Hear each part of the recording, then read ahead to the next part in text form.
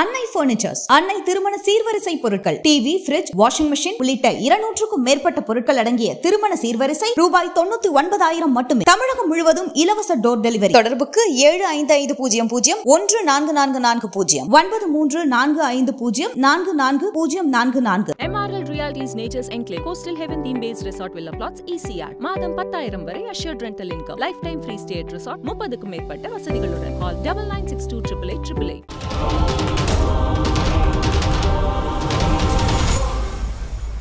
நிம்மதி property management. Contact 7667008999. வணக்கம். நம்மோடு காங்கிரஸ் மூத்த தலைவர் மரியாதைக்குரிய திரு பீட்டர் அல்போன்ஸ் இருக்கிறார். வணக்கம் சார். வணக்கம் சார். இப்போ இந்தியாவினுடைய முன்னாள் பிரதமர், நவீன இந்தியாவினுடைய மிக முக்கியமான ஒரு ஆளுமைகளில் ஒருவர் மரியாதைக்குரிய மன்மோகன் சிங் அவர்கள் தவறி இருக்கிறாங்க. அவருடைய பங்களிப்பு towards Indian economy and Indian politics எப்படி பாக்குறீங்க? இந்த மறைவு உங்களுக்கு எப்படிப்பட்ட நினைவை ஏற்படுத்துகிறது சார்? அதாவது டாக்டர் மன்மோகன் சிங் அவர்களோடு எனக்கு தனிப்பட்ட முறையிலே ஒரு பெரிய ஒரு தொடர்பு உண்டு. நான் மாநிலங்களவையிலே பணியாற்றுகின்ற போது அவர் எதிர்கட்சி தலைவர். ஓகே. அவருக்குள்ள தான் நாங்க மாநிலங்களவை உறுப்பினராக பணியாற்றினேன். அத துவக்கத்துல எங்களுக்கெல்லாம் ஒரு சின்ன ப்ராப்ளம் இருந்தது. அதாவது எனக்கு, தலைவர் மூப்பனாருக்கு, திருமதி ஜெயந்தி நடராஜன் 3 பேருமே நாங்க டெக்னிக்கலா elected on the Indian national Congress இதுல சிம்பல் இல்லாட்டி எலெக்ட் ஆனோம் ராஜ்யசபாவுக்கு. ஆனா அதுக்கு பிறகு நாங்க எல்லாருமே தமிழ் மாநில காங்கிரஸ் ஆயிட்டோம். ஆனா அத ஹவுஸுக்குள்ள நாங்க இந்தியன் நேஷனல் காங்கிரஸ் மெம்பர், வெளியே தமிழ் மாநில காங்கிரஸ் ஒரு அனாமலி. ஆனா காங்கிரஸ்ல எங்களை ராஜினாமா பண்றதுக்கு அகமது பட்டேல் அனுமதிக்கல. அவங்க அதெல்லாம் நீங்க காங்கிரஸ் பீப்புள் தான், அதனால நாங்க உங்களை விட மாட்டோம், நீங்க உள்ள காங்கிரஸா தான் தொடரணும் அப்படின்னு சொல்லிட்டாங்க. சோ ஃபார் சம் டைம் நாங்க வி கண்டினியூ. அப்போ டாக்டர் மன்மோகன் சிங் எங்களுடைய நிலைமையை புரிஞ்சுக்கிட்டு எங்களுக்கு பேசுறதுக்கெல்லாம் டைம் அவரே கூட்டு கொடுப்பாரு. Peter, you want to speak on this இஷ்யூன்னு சொல்லிட்டு அதெல்லாம் ஏன்னா அங்க காங்கிரஸ்ல நிறைய ஸ்டால்வார்ட்ஸ், டைம் கிடைக்கிறது ரொம்ப கஷ்டம். அதனால அந்த மாதிரி அவருடைய சிம்பிள் நேச்சர் பாத்தீங்கன்னா ரொம்ப இப்படி ஒரு மனிதர் இருக்காரான்னு பார்த்தா, நம்ம காலையில அவரு லீடர் ஆஃப் தி அப்போசிஷன் ரூம்ல உட்கார்ந்து இருப்பாரு. காலையில நாங்க போய் அவர்கிட்ட போய் இன்னைக்கு என்ன மேட்டர் சார்னு கேட்கறதுக்காக வேண்டி போயிட்டு பார்த்துட்டு பேசிட்டு வருவோம். பிறகு ஒரு 11:30 12க்கு வெளியே எல்லாரும் அவங்கவுங்க ரூமுக்கு போகும்போது அவரு சென்ட்ரல் ஹாலுக்கு போவாங்க. அவர் சென்ட்ரல் ஹாலுக்கு வரமாட்டாரு. அவர் ரூம்ல போய் உட்கார்ந்துருவாரு. அங்க போய் பார்த்தா அவர் சாப்பிடுறதுக்காக வேண்டி அவருடைய ஒரு சின்ன ஒரு கிண்ணம் மாதிரி தான் இருக்கும், ஒரு சம்படம் மாதிரி ஒரு எவர்சில்வர் பாத்திரம். அத என்ன பண்ணாரு, அதுக்குள்ள 2 சப்பாத்தி மடிச்சு வச்சிருப்பாரு, 2 வெங்காயமும் 2 மிளகாயும் இருக்கும். அதான் அவருக்கு, அதுதான் மத்தியான சாப்பாடு. மதிய உணவே அதுதான் அவருக்கு. மதிய உணவே அதுதான். அதை சாப்பிட்டுட்டு அப்படியே பேப்பர்ல கையை தொடச்சிட்டு உள்ள உட்கார்ந்துருவாரு. அது பிரைம் மினிஸ்டரா இருக்கும் போதும் இதே லைஃப் ஸ்டைல் தான். சோ அந்த மாதிரி ஒரு சிம்பிள் மேன். அதனால நேர்மையான மனிதர். என்ன அவருடைய பெரிய பங்களிப்பு என்ன அப்படின்னு கேட்டீங்கன்னா, இந்தியன் எக்கனாமியினுடைய முகத்தை மாற்றி அமைத்தவர் அவர். அதாவது அந்த பொருளாதார அது அவருக்கு the credit goes to doctor Narasimha Rao also. ஏன்னா நரசிம்மராவ் தான் அவரை கூப்பிட்டு கொடுத்தாரு. அவருக்கு முதல்ல அவருக்கே அது சந்தேகம், தான் தான் அத நிதி அமைச்சரா பொறுப்பேற்க போறோமா, அவருடைய பிரதமருடைய பிரின்சிபல் செக்ரட்டரி கூப்பிட்டு சொன்ன உடனே அவர் நம்பல. அது பிறகு பிரதமரே நரசிம்மராவே அவரை கூப்பிட்டு நாளைக்கு காலையில அங்க வந்துறியா அப்படின்னு சொன்ன பிறகுதான் அவர் சந்தோஷமா போய் பதவி ஏற்றுகிறாரு. இந்த அவர் மேல நரசிம்மராவுக்கு ஒரு அசாத்தியமான நம்பிக்கை. ஏன்னா மன்மோகன் சிங் கையில பொருளாதாரத்தை கொடுத்தத அன்னைக்கு காங்கிரஸ் கட்சியில இருந்த அநேகர் ஏற்றுக்கொள்ளல. ஏன்னா அவர் ஒரு ப்ரோ அமெரிக்கன் அப்படிங்கிற மாதிரி ஒரு இம்ப்ரெஷன் இருந்தது. அங்க அவரு அங்க ஆக்ஸ்போர்ட்ல படிச்சவரு, அதனால மேலை நாட்டு யூரோப்பியன் அந்த கேபிட்டலிஸ்ட் எக்கனாமியோட தான் அவருடைய சார்பு கொண்ட ஒரு நிலைப்பாடு உள்ளவர்லாம் எதிர்பார்த்ததுனால காங்கிரஸ் கொஞ்சம் ஜனநாயக சோசியலிசம் எல்லாம் கொஞ்சம் பேசின ஆட்கள் இருந்ததுனால இது சரியா வருமா அப்படின்னு பெரிய சந்தேகங்களை கிளப்பினாங்க. அவர் எடுத்துக்கொண்ட நடவடிக்கைகள் பெரிய முதலாளித்துவத்தினுடைய வாய்க்கால்களை திறந்து விட்டுடுச்சு, இத முதலாளித்துவ பாதையில அழைத்து செல்லுதுன்னு சொல்லிட்டு காங்கிரஸ் கட்சிக்குள்ள பெரிய குற்றச்சாட்டுகள் எழுந்தன. ஆனால் அதையெல்லாம் ஒரு பெரிய ஷீல்டு மாதிரி இருந்து நரசிம்மராவ் பாதுகாத்தார். ஏன்னா மன்மோகன் சிங்குக்கு பொலிட்டிக்கல் பேக்ரவுண்ட் கிடையாது. இப்போ அவரோட வந்து நிதியமைச்சராக இருப்பதற்கான தகுதி படைச்சவர் தான் பிரணாப் முகர்ஜி. இன்ஃபேக்ட் வந்து பிரணாப் முகர்ஜிக்குள்ள தான் இவர் ரிசர்வ் பேங்க் கவர்னரா இருந்தார். ஆமா ஆமா ஆமா ஆமா. அதுக்கு பிறகு வந்து காலம் எப்படி மாறிட்டதுன்னா இவர் பிரைம் மினிஸ்டர் ஆகி அவருக்கு கீழே பிரணாப் முகர்ஜி வேலை பார்க்கக்கூடிய சூழ்நிலையும் வந்தது. அந்த பிரணாப் முகர்ஜி வந்து ஒரு சோசியலிஸ்ட்னு பேர் வாங்கினவர். அவர் வந்து இந்திரா காந்தி பீரியட்லயே வந்து லிபரல் தாட்ஸ் வந்து அந்த லிபரல் எக்கனாமி அந்த மாதிரி வந்து சோ அவங்க அந்த மாதிரி ஒரு சூழ்நிலையில வந்து அந்த சைட்ல இருந்து எதிர்ப்பு வரும்போது மன்மோகன் சிங்குடைய நடவடிக்கைகளை வந்து ஒரு ஷீல்டு மாதிரி இருந்து பாதுகாத்தவர் நரசிம்மராவ். அதனுடைய ரிச் டிவிடெண்ட் தான் நம்ம வந்து நம்ம இன்னைக்கு இந்தியா அனுபவித்துக் கொண்டிருக்கிறது. பெரிய உலக வல்லரசு ஆகிறது, பொருளாதாரம் வந்து தூக்கி நிறுத்தும் அப்படிலாம் சொன்னா அதுக்கு அடிப்படை காரணம் வந்து மன்மோகன் சிங் தான். அதுல வந்து மாற்று கருத்தே கிடையாது. ரெண்டாவது பல முக்கியமான முடிவுகள் எடுத்தார். அதாவது இந்த ஒரு அமெரிக்காவோட வந்து இந்த அணுசக்தி ஒப்பந்தம் போட்டார் இல்லையா? ஓகே. அதுல வந்து அவருக்கு வந்து பெரிய எதிர்ப்புகள் இருந்தது. அதுல வந்து அன்னைக்கு வந்து ஒரு மைனாரிட்டி கவர்மெண்டா இருந்தது. அன்னைக்கு வந்து சிபிஎம் வந்து கடுமையா எதிர்த்தாங்க. சிபிஎம் எதிர்க்கிற நேரத்துல வந்து எவ்வளவோ சொல்லி பார்த்தாரு. நான் வந்து அவங்க என்ன சொன்ன இன்ட்ரெஸ்ட் எல்லாம் ப்ரொடெக்ட் பண்றேன் அப்படின்னு சொன்னார். அப்போ யெச்சூரி வந்து இப்ப அவரு இறந்து போனார். அவர் வந்து பார்லிமெண்ட்ல பேசும்போது எப்படி இந்த அக்ரிமெண்ட்டை நாங்க ஏத்துக்க முடியும், அதுல இந்த மாதிரி சரத்துக்கள் எல்லாம் இருந்தா தானே நாங்க ஏத்துக்க முடியும்னு சொல்லிட்டு ஒரு 10 பாயிண்டோ 11 பாயிண்டோ கொடுத்தாரு. ஓகே. இந்த 11 பாயிண்ட் இருந்தா நீங்க ஏத்துக்கீங்களான்னு கேட்டார் மன்மோகன் சிங். இல்ல நாங்க அப்போ கன்சிடர் பண்றோம் அப்படின்னாரு. ஓகே. அதுக்கு பிறகு அந்த 11 பாயிண்டையும் அவர் இன்கார்பரேட் பண்ணிட்டார். மொத்தத்தையும் எடுத்துக்கிட்டாரு மன்மோகன் சிங். மொத்தத்தையும் எடுத்துக்கிட்டாரு. அதுக்கு பிறகும் சிபிஎம் வந்து அதை ஆதரிக்கல. அவங்க வெளியே போயிட்டாங்க. அது வந்து அவருக்கு ரொம்ப வருத்தம். யெச்சூரிக்கும் மிகப்பெரிய வருத்தம். ஓகே. யெச்சூரியும் சொன்னாரு இது ஒரு பெரிய strategical mistake, but I cannot oppose the பார்ட்டின்னு சொன்னார். என்னால வந்து பார்ட்டி எதிர்க்க முடியல, பட் இது ஒரு மிஸ்டேக்ங்கிறத நான் ஒத்துக்கிறேன்னு தனிப்பட்ட முறையில வருத்தப்பட்டாரு. ஓகே. சோ ஆனா அதெல்லாம் மீறி எடுத்த ஒப்பந்தம் தான் இன்னைக்கு வந்து நமக்கு பல வகைகள்ல வந்து நம்மளுடைய விஞ்ஞான தொழில்நுட்பம் வளர்ந்ததற்கு அந்த ஒப்பந்தம் ஒரு காரணம். ஓகே, காரணம். ஆனா அதே நேரத்துல வந்து இன்னொன்னு பாத்தீங்கன்னா இவாஸ் வந்து ப்ரோ கேபிட்டலிசம் அதை வந்து மறுக்க முடியாது. ஆமா, முதலீடுகள் வேணும், தொழில் வளரணும், பெரிய முதலீடுகள் வந்தால்தான் பெரிய தொழில்கள் வளரும், அதன் மூலமா தான் வந்து பொருளாதாரம் வளர்ச்சி அடைய முடியும். அதெல்லாம் வந்து அவர் வெரி ஸ்ட்ராங் கன்விக்ஷன் தான். ஆனா அதே சமயத்துல அவங்க பெரிய பொருளாதாரம் வளர்கின்ற போது அதனுடைய தாக்கம் வந்து சின்ன ஏழை மக்களை பாதிச்சிடக்கூடாதுங்கிறதுல ரொம்ப கவனமா இருப்பார். ஓகே. அதுக்காகத்தான் பாத்தீங்கன்னா அதுக்கு ஒரு சேஃப்டி நெட்னு சொல்லி ஒரு கான்செப்ட் அவர் உண்டாக்குனார். அதாவது அந்த பெரிய பொருளாதார முதலாளிகள் வளர்கின்ற போது அந்த முதலாளிகளுடைய சுயநலமான நடவடிக்கைகளாலையும் செல்வம் ஓரிடத்தில் குவிவதாலையும் ஏழை எளிய மக்களுடைய நலன் பாதிக்கப்படக்கூடாதுங்கிறதுக்காகத்தான் சேஃப்டி நெட். ஓகே. அப்பனா அவருக்கு அந்த சிந்தனை இருந்திருக்கு. மேபி முதலாளித்துவ போக்கால ஒரு பாதிக்கப்படக்கூடிய வாய்ப்பு இருக்குன்னு அவருக்கு யோசிச்சிருக்காரு.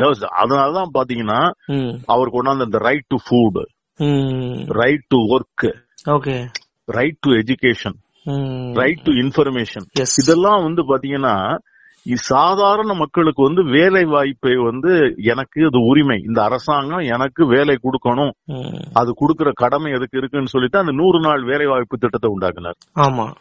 அப்போ அன்னைக்கு வந்து நம்ம இன்னைய பிரதமர் அதை கடுமையா எதிர்த்தாரு. இது மாதிரி ஒரு முட்டாள்தனமான நடவடிக்கை இருக்க முடியாது, இது வந்து இந்த நாட்டினுடைய பொருளாதாரத்தை சீரழிக்கிற முயற்சி எல்லாம் பேசினவரு. கடைசியில பாத்தீங்கன்னா இந்த கோவிட் சமயத்துல அந்த வேலை வாய்ப்பு திட்டம் இல்லைன்னா வந்து ஒரு கோடிக்கணக்கான குடும்பங்கள் வீட்டுல கஞ்சி காய்ச்சறதுக்கே வழி இல்ல. ஓகே. அந்த மகாத்மா காந்தி தேசிய ஊரக வேலை வாய்ப்பு திட்டம் மூலமாகத்தான் அந்த இன்னைக்கு வரைக்கும் அந்த திட்டத்தை எடுக்க முடியல. உண்மை. ஏன்னா அந்த திட்டம் ஒண்ணுதான் வந்து ஏழை எளிய மக்களுக்கான திட்டமா இருக்கு.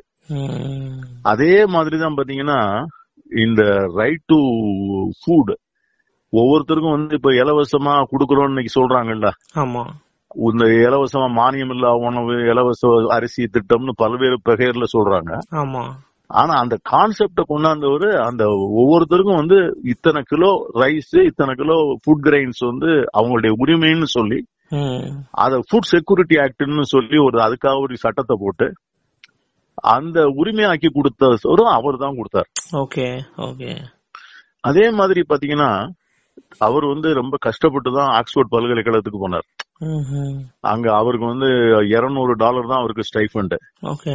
ஆனா அவருடைய செலவுக்கு வந்து மொத்தம் காலேஜுக்கு கிட்ட வேண்டியது $600. ஓ. அதனால வந்து ஒரு நாளைக்கு 2 நேர உணவை 1 நேர உணவா தான் சாப்பிடுவாராம். ஓகே. சோ அப்படி கஷ்டப்பட்டு டாக்டரேட் வாங்கினாரு எக்கனாமில. அதனால என்னன்னு கேட்டீங்கன்னா அந்த வறுமையினுடைய கஷ்டத்தை தெரிஞ்சதுனால இந்த எஜுகேஷனை என்ன பண்ணாருன்னா, பெரிய ஸ்கூல்ஸ் இருக்கு பாத்தீங்களா. ஆமா. இன்னைக்கு சென்னையை எடுத்துக்கிட்டீங்கன்னா நீங்க வந்து பெரிய மேல்தட்டு மக்கள் படிக்கக்கூடிய ஸ்கூல்ஸ்னு செட்டிநாடு வித்யாசிரமம், பவான்ஸ், அதே மாதிரி Rosary Matric, Presentation Convent, Holy Angels, இதெல்லாம் சொல்றோம் இல்லையா. இந்த மாதிரி பெரிய நிறுவனங்கள்லயும் வந்து 25% இடங்களை ஏழைகளுக்கு ஒதுக்கணும், ரைட் டு எஜுகேஷன் கொண்டாந்தவர் அவர் தான். ஓகே. சோ அதனாலதான் இன்னைக்கு பாத்தீங்கன்னா அந்த 25% இடங்களை வந்து இந்த பெரிய பள்ளிக்கூடங்கள்ல அந்த ஏழை குழந்தைகளுக்காக ஒதுக்குறாங்க. இன்னைக்கும் அது வந்து அமல்ல இருந்துகிட்டு இருக்கு. இன்னைக்கும் அமல்ல இருக்கு. ரைட் டு எஜுகேஷன் ஆக்ட் இன்னைக்கு இருக்குன்னா அவரால் தான் இருக்கு. இன்னைக்கு அந்த பிள்ளைங்களுக்கு தான் அந்த ஸ்கூல்ல இடம் இல்லைன்னு சொல்ல முடியாது. அவங்கள்ட்ட கட்டணம் வாங்காம அந்த கட்டணத்தை வந்து அரசாங்கமே கட்டுது. சோ அந்த ரைட் டு எஜுகேஷன் ஆக்ட் இது எல்லாத்துக்கும் மேல பாத்தீங்கன்னா இன்னைக்கு பல விஷயங்கள் வெளிச்சத்துக்கு வந்திருக்கிறதுக்கு காரணம் வந்து இந்த தகவல் அறியும் உரிமை சட்டம் தான். உண்மை. அந்த உரிமை சட்டத்தை வந்து அவர் கொண்டாந்தவர். அதன் மூலமா தான் வந்து இன்னைக்கு பல ஊழல்கள் வெளிக்கு வந்தன. இன்னைக்கு வந்து அப்கோர்ஸ் நம்ம மோடி அரசாங்கம் வந்து அதை பலவீனப்படுத்தி அந்த சட்டத்தினுடைய முனைப்பையை கெடுத்து அதனுடைய கமிஷனர்களுடைய அப்பாயின்மெண்ட் எல்லாம் வந்து பொலிட்டிக்கலைஸ் ஆக்கி அவங்க அந்த ஆக்டே டைல்யூட் பண்ணிட்டாங்க. ஆனா அந்த சட்டம் ஒரிஜினல் வடிவத்துல வந்து பெரிய போர்ட்டன்ட் வெப்பன். அது மக்கள் கையில வந்து முன்னால பாத்தீங்கன்னா கொஸ்டின்ல வந்து யாரு கேட்க முடியும், பாராளுமன்றம் சட்டமன்ற உறுப்பினர்கள் தான் சட்டமன்றத்திலையும் பாராளுமன்றத்திலையும் கேள்வி கேட்க முடியும். ஆனா அந்த ரைட் டு இன்ஃபர்மேஷன் ஆக்ட்ல வந்து பொதுமக்கள் கேள்வி கேட்டு இன்ஃபர்மேஷனை வாங்கக்கூடிய அந்த அதிகாரத்தை வந்து அவர் பெற்றுக் கொடுத்தார். அதெல்லாம் வந்து இவ எல்லாவற்றுக்கும் மேலாக வந்து காங்கிரஸ் கட்சியில அன்னை சோனியா காந்தியோட மிக விசுவாசமாக இருந்து அவங்க 2 பேரும் அவங்க வந்து சேர்பர்சன் அந்த வழிகாட்டும் குழுவுக்கு, இவர் வந்து பிரைம் மினிஸ்டர். இந்த ரைட் டு இன்ஃபர்மேஷன் ஆக்ட், இந்த right to food, right to education, right to employment எல்லாம் வந்து அந்த வழிகாட்டும் குழுவில இருந்து வந்த ப்ரொபோசல் தான். அதுக்காக வேண்டி நிதி ஒதுக்க வேண்டிய பொறுப்பு தான். அத வந்து அந்த இப்போ இந்த மகாத்மா காந்தி தேசிய ஊரக வேலை வாய்ப்பு திட்டம் வரும்போது இது பொருளாதார ரீதியாக சாத்தியமே இல்ல, அதை விட்டுறணும்னு எவ்வளவோ சொல்லி பார்த்தாங்க. ஆனா வந்து அதுக்கான வந்து சப்போர்ட்டை வந்து அன்னை சோனியா காந்தி அவர்கள் டாக்டர் மன்மோகன் சிங் கொடுத்து இது வந்து நம்ம எவ்வளவுதான் ஆயிட்டாலும் பரவாயில்ல, நம்ம இதை நிறைவேற்றணுங்கிற முடிவோடு அதை நிறைவேற்றினாங்க. சோ அதனால அவங்க 2 பேருடைய காம்பினேஷன் வந்து இந்த 10 வருஷத்துல வந்து மிகப்பெரிய இதை வந்து இது பண்ணி கடைசி நாட்கள்ல வந்து அவரை வந்து ஒரு சதியின் மூலமாக அவர் வீழ்த்திட்டாங்க. அந்த சதி எப்படி சதின்னு கேட்டீங்கன்னா, இப்ப நான் ஜஸ்ட் நினைவூட்டுறேன். அதாவது நீங்க 4-5 ஆக்டர்ஸ் நீங்க பாருங்க. அப்போ 2014 அந்த ஆட்சி முடியும் போது அண்ணா ஹசாரே, பாபா ராம்தேவ், அரவிந்த் கெஜ்ரிவால், கிரண் பேடி, இப்படி வந்து ஒரு 4-5 பேர் வந்தாங்க. இவங்க யாரு எப்படி வந்தாங்கிறது யாருக்கும் தெரியாது. ஆனா இவங்க வந்து இன்னைக்கு தான் வந்து பிரசாந்த் பூஷன் சொல்றாரு, அவர் அதுல இருந்தாரு. RSS தான் இத வந்து ஏற்பாடு பண்ணதுங்கிறத நான் பிறகுதான் தெரிஞ்சுக்கிட்டேன். அந்த ஆன்டி கரப்ஷன் பிளாட்ஃபாரத்தை அமைத்து கொடுத்தது வந்து RSS தான். அதுக்கான அவங்க கொண்டு வந்த ஆக்டர்ஸ் தான் இவங்க எல்லாரும். அண்ணா ஹசாரே எல்லாம் கொண்டாந்த ஆக்டர்ஸ். இவங்க வந்து ஒரு கரப்ஷன் சொல்லி அந்த ஊடகங்களை கைப்படுத்தி கொண்டு நடத்தின ஒரு பெரிய யுத்தத்துல அவரால வந்து ரொம்ப பேஃபில் ஆயிட்டார் அவர். அது வந்து இந்திய ஜனநாயகத்திற்கு ஏற்பட்ட ஒரு மிகப்பெரிய துரதிர்ஷ்டம். ஆனா அவங்க அதுல வந்துதான் வந்து இன்னைக்கு அண்ணா ஹசாரே எங்க போனாரு, இன்னைக்கு பாபா ராம்தேவ் என்ன ஆனாரு, கிரண் பேடி என்ன ஆனாங்க, இன்னைக்கு எல்லாம் கேள்வி கேட்கறாங்களா இல்லையாங்கிறத பார்த்தாலே அப்போ அது டிராமான்னு நமக்கு இப்ப புரியுது. சோ அதுல வந்து அதுல பழிவாங்கப்பட்டவர் தான் அவரு. பட் வந்து அப்போ தான் எல்லாரும் கேட்டாங்க, அவரை உங்களை பார்த்து ஒரு வீக் பிரைம் மினிஸ்டர்னு சொல்றாங்களே அப்படின்னு கேட்ட உடனே ரொம்ப ஆழமா ஒரு பதில் சொன்னாரு. ஆமா, அதாவது குஜராத்ல 3000 அப்பாவி மக்களை கொன்னாதான் ஸ்ட்ராங் பிரைம் மினிஸ்டர்னா என்னால அப்படி பிரதமரா இருக்க முடியாதுன்னு சொன்னார் ஒரே வார்த்தையில. அத அது பிறகு இன்னும் கேட்டாங்க. அப்பதான் சொன்னாரு, history will be more kind to மீன்னு சொன்னார். வரலாறு என்னை நன்றாக நினைவில் வைத்துக் கொள்ளும்னு நான் நம்புறேன். இன்னைக்கு அவர் மறைந்த பிறகு கூட நம்ம அதை பத்தி யோசிக்கிறோம்னா அவர் சொல்றது சரிதானே? சரிதான். அதான் இன்னைக்கு அது சரியாதான் இருந்திருக்கு. ஆகவே ஒரு அவர் ஊடகங்களை எப்போதுமே சந்திச்சாருல சார். இப்ப இன்னைக்கு நம்ம பிரதமர் மோடி கிட்ட நம்ம எதிர்பார்க்கறதே 4th எஸ்டேட், இந்த 4ஆம் தூணை சந்திக்காம இருக்கிறாரு அப்படிங்கறது தான். ஆனா மன்மோகன் சிங் அதை சரியா கையாண்டார் இல்லையா? அதை எப்படி பாக்குறீங்க? நிச்சயமா. அதாவது வெளிநாட்டுக்கு போகும்போது கூட இப்ப நம்ம பிரதமர் சாலிட்டரியா தான் போவார், ஒரு தனி நபரா தான் போவாரு. ஒரு 140 கோடி மக்கள் வாழக்கூடிய இந்த பெரிய இந்தியாவை ஒரு சக்கரவர்த்தி ஆண்டால் கூட அவங்க கூட தன் மந்திரி சபையினுடைய சகாக்களை அழைத்து கொண்டுதான் போவாரு. ஓகே. பிரிட்டிஷ் கிரவுன் வந்தா கூட, அவங்க ராஜா வந்தா கூட அந்த நாட்டினுடைய எக்ஸ்டர்னல் அஃபேர்ஸ் மினிஸ்டர் கூட்டிட்டு தான் வருவார். கண்டிப்பா. ஆனா இவர் மட்டும் அப்படி இல்ல, இவர் தனியா தான் போவாரு.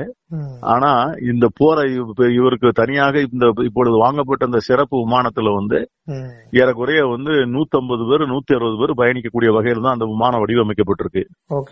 ஏன்னா அப்பார்ட் ஃப்ரம் த பிஎம்ஸ் என்க்ளோஷர்னு ஒரு பகுதியை பிரிச்ச பிறகு இன்னொரு பகுதியில அபிஷியல்ஸ், அது பிறகு பிரஸுக்குன்னு ஒரு தனியா சீட்ஸ் உண்டு. என்னைக்கு பிரதமர் வெளிநாடு போகும்போது அவரோடு பத்திரிகையாளர்களும் கூட போவாங்க. அந்த பத்திரிகையாளர்களை முதல்ல செலக்ட் பண்ணுவாங்க, இன்னாரெல்லாம் வருவாங்க. இப்ப ஸ்டேட்ஸ்மேன்ல இருந்து இவர் வராங்க, டைம்ஸ் ஆஃப் இந்தியால இருந்து இவங்க வராங்க, ஹிந்துல இருந்து இவங்க வர்றாங்க. சோ அந்த பத்திரிகையில முதல்ல கேட்டு யூ சென்ட் யுவர் சீனியர் ரிப்போர்ட்டர்னு சொல்லி அந்த பத்திரிகையில் they will send their senior most reporters. இவங்க போகும்போதும் வரும்போதும் பிரதமர்கிட்ட இன்டராக்ட் பண்ணிட்டே வருவாங்க. டைம் நிறைய கிடைக்கும்ல. அதனால நிறைய விஷயங்களை பத்தி அவங்க பேசுவாங்க. அப்போ அதை வச்சு நிறைய கட்டுரைகள்லாம் வெளியே வரும். This is the mind of the prime minister. Why that particular decision was taken on that particular time. ஏன் இந்த முடிவு எடுக்கப்பட்டது? ஏன்னா சில விஷயங்கள் ஜனங்களுக்கு தெரியாது. பொதுமக்கள் அரசாங்கத்தை பத்தி ஒரு தவறான கருத்துல இருந்திருப்பாங்க. அத பத்திரிகையாளர்கள் கேட்ட உடனே அவர் கிளாரிஃபை பண்ணுவார், ஏன் இந்த முடிவை நாங்க எடுத்தோம், what was the special circumstances under which this decision was taken. இந்த மாதிரி எல்லாம் வந்ததுனால நிறைய அரசாங்கத்தினுடைய நடவடிக்கைகளை பற்றி நிறைய தகவல்கள் வெளியே வரும். சோ அதிலும் குறிப்பாக whenever he comes back, தாய்நாட்டுக்கு திரும்பும் போது ஒரு பெரிய ஃபுல் பிரஸ் மீட்டே பிளைட்லயே வச்சு நடத்தி முடிச்சிருவாங்க.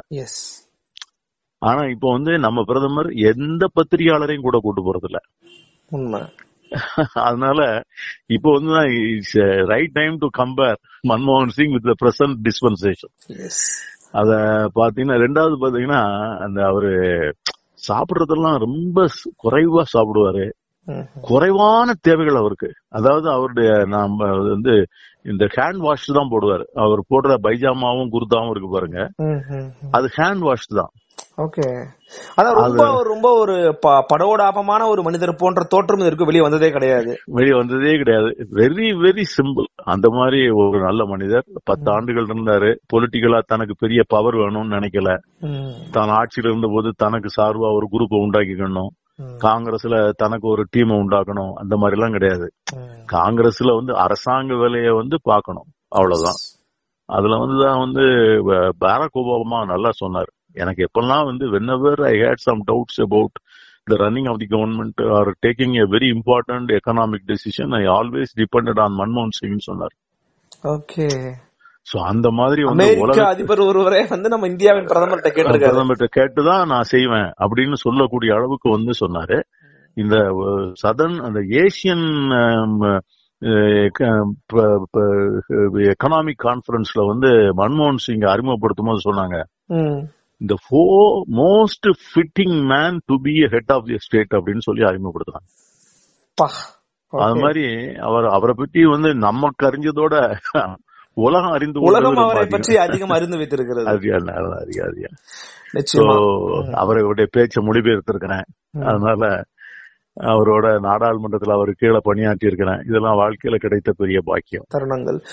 நிறைவா ஒரே ஒரு கேள்வி சார், அவரை சோனியா காந்தி அம்மையார் அவர்கள் தேர்வு செய்ததற்கான காரணம் என்னவாகும் நினைக்கிறீங்க? ஏன்னா பல வாய்ப்புகள் அவங்களுக்கு இருந்திருக்கலாம், ஆனால் மன்மோகன் சிங் தான் சரியான நபராக இருப்பார், இரண்டாவது முறையும் அவருக்கு அந்த வாய்ப்பை கொடுத்தாங்க. அதற்கான காரணம் என்ன நினைக்கிறீங்க? அதாவது மன்மோகன் சிங் ஆஸ் ஃபைனான்ஸ் மினிஸ்டர் அவர் ஒரு பெரிய ஒரு பொருளாதார அடிப்படையை உருவாக்கி வச்சிருந்தார். ஓகே. அந்த பொருளாதார அடிப்படையின் மேல ஹார்வெஸ்ட் பண்ணணும், அதை அறுவடை பண்ணணும்னு அவர் தான் பிரைம் மினிஸ்டர் இருக்கணும்னு நம்ம நினைச்சேன். Okay okay okay. எல்லாத்தையும் விட என்ன சொல்லுவாங்கன்னா, யார் சரியான நபரோ அவரிடம் ஒரு பொறுப்பை ஒப்படைப்பதுதான் ஒரு தலைமைக்கு அழகுன்னு வள்ளுவர் கூட சொல்லுவாரு. உண்மை உண்மை உண்மை. அந்த சாய்ஸ் எப்படி? அதனால கேக்குறேன். அதாவது அன்னைக்கு நான் பார்லிமெண்ட்டுக்குள்ள இருக்கிறேன். அதாவது அம்மா பிரைம் மினிஸ்டர் ஆகணும்னு மீட்டிங் போட்டு நாங்கெல்லாம் ஓட்டு போட்டோம். அம்மா தான் தலைவர், பார்லிமெண்டரி போர்டு தலைவர்னு முடிவு பண்ணிட்டு அந்த அடிப்படையில அம்மா பார்க்க போறாங்க. பார்க்க போகும்போது she just took only மன்மோகன் சிங் with her. ஓகே. அங்க போய் தானே சொல்லிட்டு வந்துட்டாங்க. அது பிறகு தானே எல்லாத்துக்கும் தெரியும். உண்மை. அது வரைக்கும் யாருக்கும் தெரியாது. அது வரைக்கும் யாருக்கும் தெரியாது. அது கூட பிரணாப் முகர்ஜி எல்லாம் கூட எல்லாம் ஆசைப்பட்டது உண்டு. ஏன்னா பிரணாப் முகர்ஜி இவருக்கு பாஸா இருந்தவர் இல்லையா? ஆமா ஆமா. when டாக்டர் மன்மோகன் Singh was reserve bank governor, Pranab Mukherjee was the finance minister. So அவருக்கு my claim is taller than மன்மோகன் சிங்கிற மாதிரி எல்லாம் உள்ள பிரச்சனைகள் நிறைய வந்துச்சு. பட் அந்த அம்மா அதுல ரொம்ப தெளிவா இருந்தாங்க. அவர் மூலமா தான் அதை செய்யணுங்கிற முடிவுல இருந்தாங்க. So that was a very right choice. அதனாலதான் 5 வருஷம் கழிச்ச பிறகு people gave another one more mandate. அத போன முதல் தடவை கிடைத்த வெற்றியோட நல்ல வெற்றியா கொடுத்தாங்க. கட்டாயம். அதனால மன்மோகன் Singh is really a man who history cannot forget. நிச்சயமா இந்திய மக்களுக்கு ஒரு பேரிழப்பு அப்படிங்கறத நீங்க வலியுறுத்திருக்கீங்க. நிச்சயமா நிச்சயமா நிச்சயமா. உங்களுடைய அவரோடு இணைந்த பயணங்களையும் நினைவுபடுத்தினீங்க. எங்களுக்காக உடைய வருகனையும் கருத்துக்களையும் இணையத்தின் வாயிலாக அளித்தமைக்கு மிக்க நன்றி சார். தேங்க்யூ. நன்றி.